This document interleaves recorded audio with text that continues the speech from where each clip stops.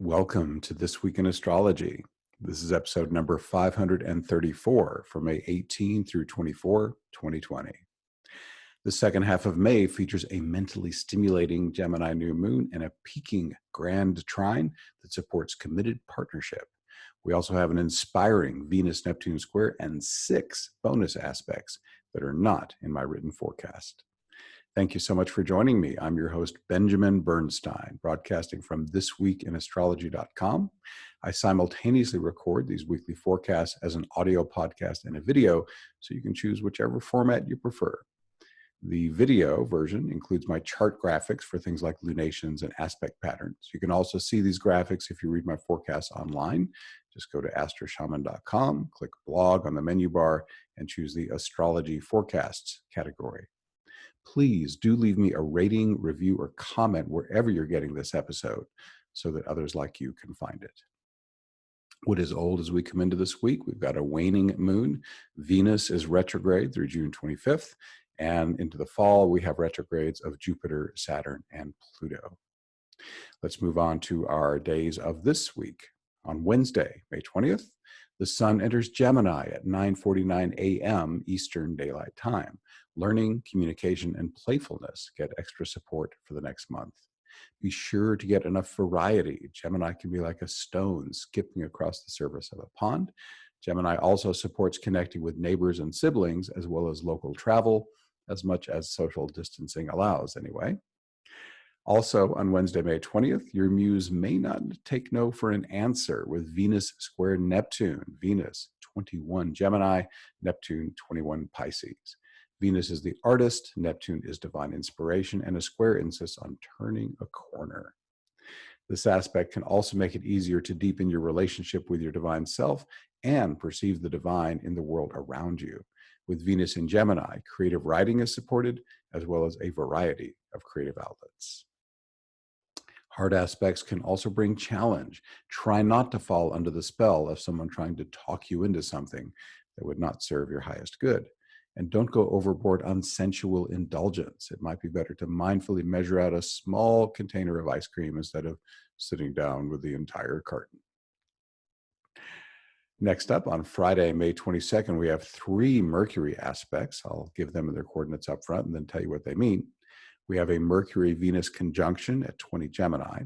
We have Mercury quintile Chiron, Mercury 20 Gemini, Chiron 8 Aries, and then Mercury square Neptune. That's Mercury 21 Gemini, and Neptune is at 21 Pisces.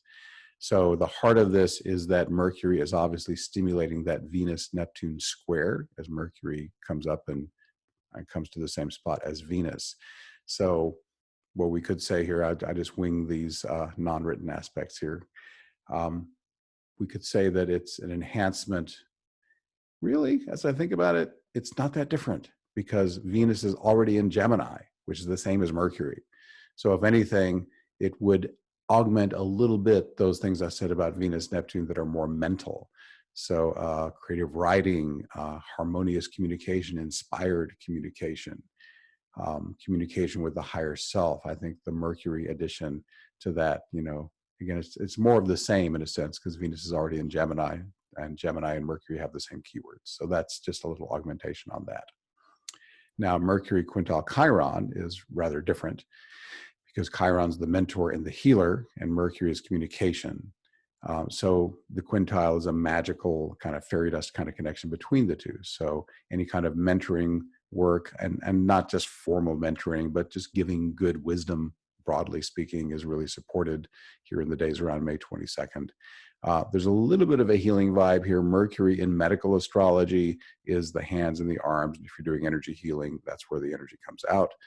And Chiron is the healer. So on a secondary level, it could also support healing. But I think the whole mentoring and helpful information vibe is a little bit stronger with the Mercury Chiron quintile. And that isn't even everything for May 22nd. We've also got the Sun trine Saturn, the Sun still in Gemini. And Sun trine Saturn onto itself is just kind of stable, kind of smooth productivity kind of energy. With the Sun in Gemini, of course, there's a little bit of more accentuation on steady mental functioning, maybe being able to focus your mind a little more strongly and at greater duration. And also, we got one more still, in fact, more than one. But the next thing up on May 22nd, a super busy day this week, Pluto quincunx Vesta, Pluto 25 Capricorn, Vesta 25 Gemini. Vesta is the planet of sacred service. Can you, do something nice for a higher cause that doesn't directly benefit you? Pluto is intense. It says, and let me just throw in the quincunx is adjustment required. So this says, is there some kind of adjustment needed around how you're giving service to a higher cause? And I do recommend serve a higher cause that you really love. Don't do it out of guilt or obligation, or at least minimize that the best you can. Just do it. I just love supporting this cause. It lights me up. It really fills me with power. And that way, any cause you're supporting, are there adjustments needed for you to make that support even more wonderful in some way, more time, more energy, more money? Or is there a cause perhaps that, I'm kind of done with that one, and the adjustment is to release energy from that. So depending on the circumstance of whatever cause you're supporting, again, the idea is it's something greater than yourself that doesn't directly benefit you.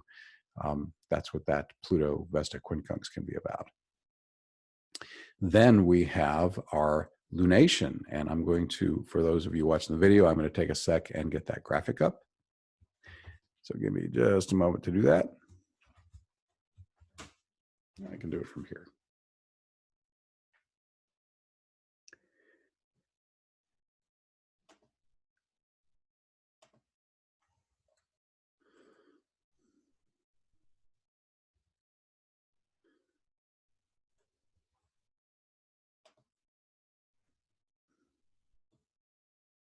All righty, thanks for your patience. We're going to share the screen, and then we're going to get over to the graphic, and then I will tell you about it here. Here we go. May's new moon lines up at 1:39 p.m. Eastern Daylight Time. That's at 2 degrees, 4 minutes Gemini. Any Gemini new moon is great for new beginnings or fresh energy in the same themes I covered in my May 20 forecast for the sun entering Gemini, which I gave you earlier in this podcast. These include learning, communication, variety, connecting with neighbors and siblings, and local travel. Aspects. The moon and sun form a grand trine with Juno, Pallas Athena, Jupiter, and Saturn. The luminaries also square Mars and Ceres. Jupiter and Mars give you extra energy for the Gemini themes already mentioned. The Mars-Ceres conjunction that squares the luminaries could catalyze some shadow work, but it can also fire up opportunities for enhanced abundance. The Grand Trine offers harmonious support for your committed partnerships, especially if you're strategic and diplomatic. Can you inject some fresh ideas into a relationship to encourage its growth in a practical and structured way?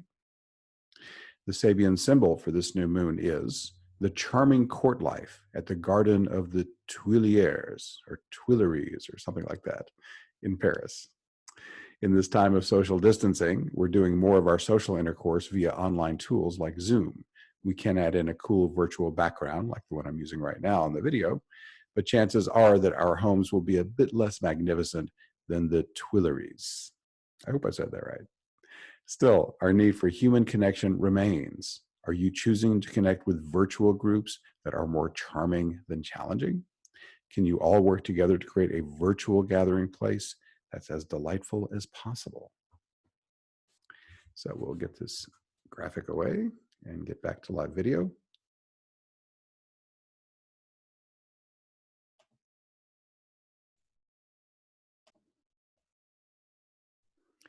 Next up on Saturday, May 23rd, we have a Sun-Neptune quintile, another bonus aspect here. The Sun is at 3 Gemini, and Neptune is at 21 Pisces. Sun and Neptune together, it opens the doors to deeper spiritual awakening, to inspired creativity, to working more easily in flow state, can inspire dream work, etc., things like that. Again, quintile being that magical connection. The sun being in Gemini, this adds a little more of a mental component. So this kind of adds a nuance of being able to receive specific intuitive information instead of having to work it all out logically, rationally, just an easier time of just knowing through intuition where the higher self just sends it right in And I find the more I just relax and let those knowings come in, where you just know it in your bones and it doesn't come from your rational part, those are like just infallible. Your higher self sent you here, it knows what you're here for, and it absolutely has your best interest at heart. Then we have one final aspect. On Sunday, May 24th, a Grand Trine begins. And we're actually going to, we've already covered that. That's right. So I covered that right at the start of the forecast. It's the Grand Trine with the Sun, Juno, Pallas, and Saturn. It started on the 16th, peaks here on May 24th, and will end on June 1st. An announcement or two for you. Everyone's welcome to participate in most Awakening Plus calls for free. Here are micro descriptions of the remaining May online events I've scheduled so far. They're all on Mondays at 8 p.m. Eastern Daylight Time, unless otherwise noted. In fact, the one I'm about to mention, which is actually in just a few hours as I record this, New Earth Support. We're doing this weekly for a while on Saturdays at noon EDT till further notice. We'll create our sacred container, invoke embodied awakening, then flow energy to support the more awakened new earth currently blossoming. The divine always rewards us with personal spiritual upgrades and profound bliss. Then on Monday, May 18, just a couple of days from now, we're going to have a divinely directed call. It's directed by Spirit's in the moment guidance. Each person receives the specific awakening, healing, or spiritual experience that serves their highest good. Words like bliss and euphoria simply are not adequate to describe some of the ecstatic spiritual experiences we share in the inner worlds. And freshly scheduled on Monday, May 25th at 8 p.m. Eastern Daylight Time, Enter the Grove, a special Awakening Plus guest presentation by Jeremy Shavy. Join us as we enter into the sacred grove of our ancient future selves. Come bathe in the light of Erin, a Connacht branch of the Celtic twilight. Jeremy will do a guided meditation, visualization, and transmission that will lead you into a deep immersion and saturation of the light of Erin. It will wash, nurture, and bathe your soul. Let it illuminate your eternal soul's path home. Awakening Plus features at least 3 live streaming events each month, although I'm currently offering many more to support you during the pandemic.